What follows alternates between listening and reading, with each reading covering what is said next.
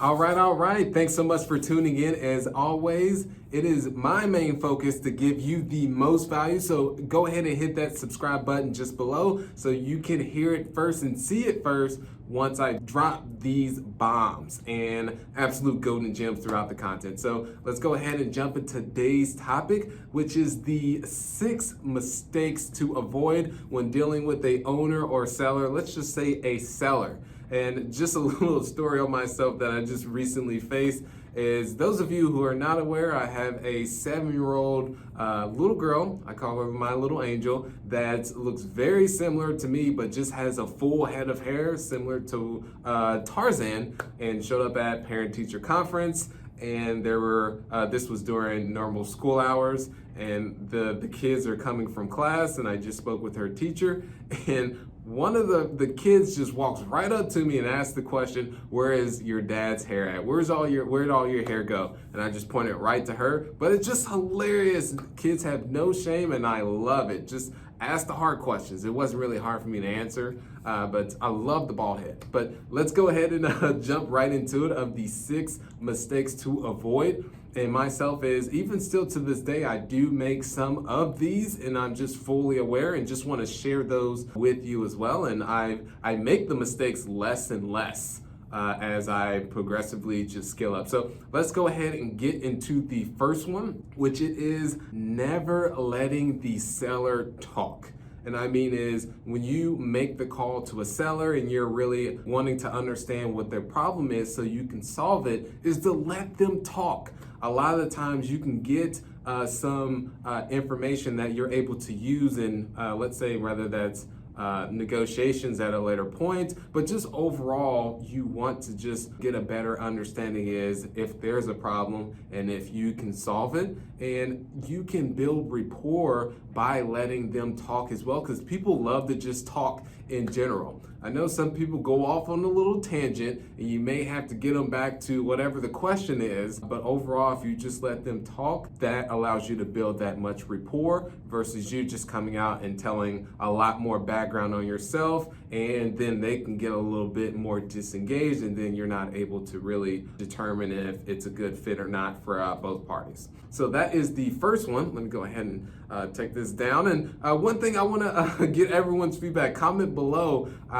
I don't know if my shirts are getting smaller or if I'm just getting larger. Just the other day, I had someone in office that I work with, and they said, Sterling, you're getting a little bit smaller. So from then on, that was just my fuel to be able to start hitting the gym more. So I don't know if my shirts are getting smaller or I'm just getting jacked, or huge. So the second thing, common mistake, is making it all about price, which it is about price, but there's other things that also you want to take into consideration. But if you keep hammering home, and the seller will know it on the other end if it's all just about a business transaction.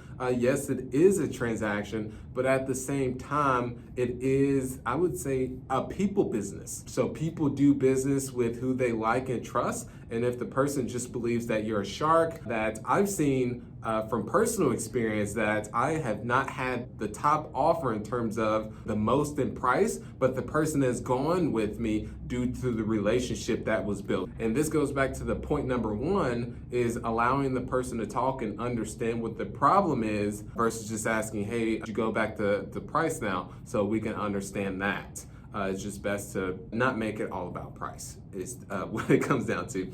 The third one is following up with the same pitch.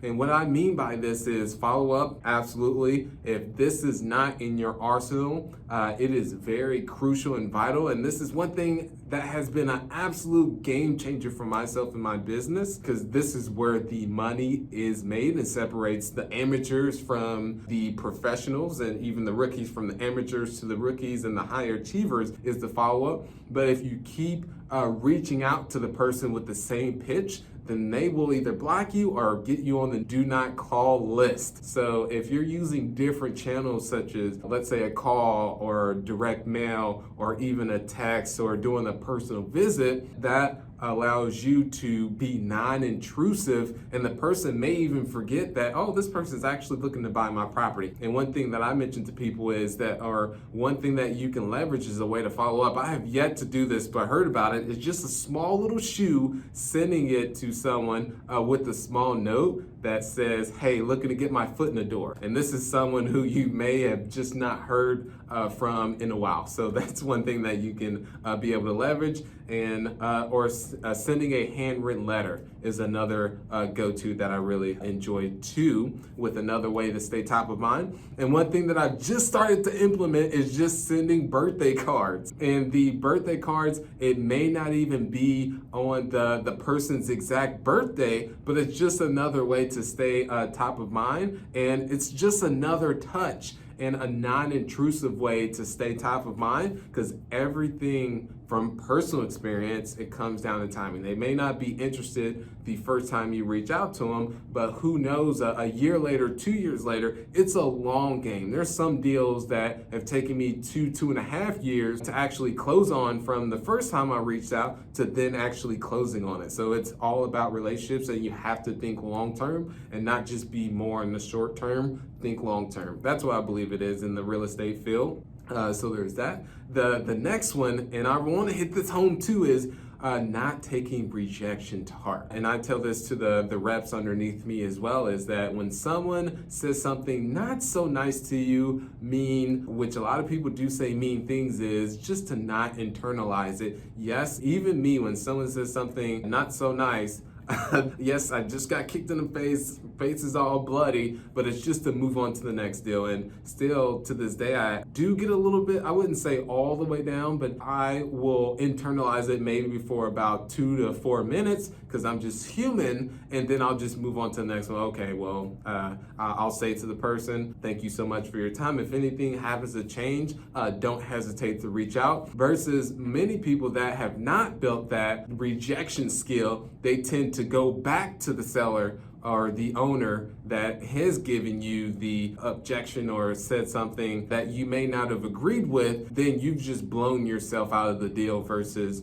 just simply taking the more professional approach, because it's all about being professional in this industry. Just be professional and not internalize things. The next one is focusing too much effort on tire kicker, meaning that someone who is not interested in selling whatsoever, maybe they're still in acquisitions mode, and you're constantly following up with this person, that is not end up going to be a good fit whatsoever. And the criteria that I always look for is, it's got to be a motivation to sell. The condition of the property has to need some type of work, and some need a little bit of love is that. And then also the timeline to sell is within, let's say, they are on the maybe side, and maybe they're willing to sell right now or sell within the next year or 2 years, but there is maybe. However, if someone says, yeah, if you offer me above market or the right price or at over appraised value, then it's worth still following up with that person, but not focusing a lot of resources into that, and just moving on to the next one, where someone has their hand raised, or almost just like this in terms of raising the hand, not fully extended, just like a baby arm extension on that. And then the last one is, oh, I skipped one. Actually, that is it. So we will go ahead. I thought there was additional one. So there's just 5 mistakes. And I'm looking over at my notes that's over on the left-hand side, and I'm thinking there has got to be another one, but those are the 5 common mistakes, which I'll just go through them, which is not letting the seller talk so you can really identify if there's a problem. The second one is just making it all about the price. The next one is following up with the same pitch. That tends to get repetitive, and the person will say, hey, by the way, just do not call me anymore. If you're constantly just calling, say, hey, now are you interested in selling? Now are you interested in selling? That gets very old. The next one is just not taking rejection to heart. And last but not least is spending too much time on the tire kickers and the people that will most likely never sell. So let me know of any common mistakes that you happen to hear or see. Comment below. Thank you so much. Have a great one. Thanks for listening to The Real Estate Experience. If this has brought you any value, please subscribe and leave a 5-star rating. it would mean the world to me. Now go out there and crush it.